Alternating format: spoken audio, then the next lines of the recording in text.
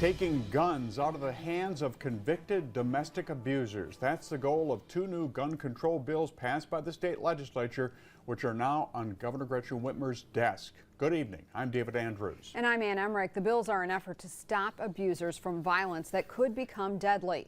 News 10's Mars Anderson spoke with a survivor who says the legislation proves victims are being heard.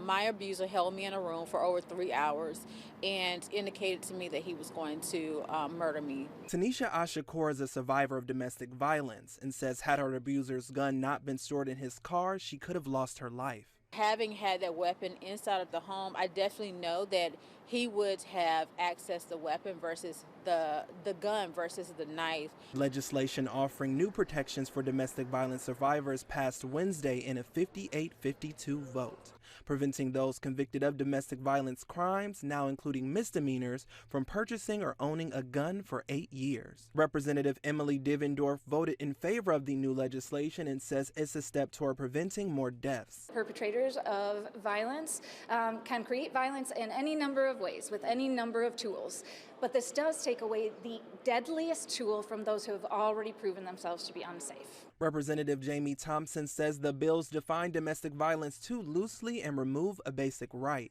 Keying a car or calling someone too much on the phone or stalking, different things that are not violent crimes, they're turning them into domestic violence.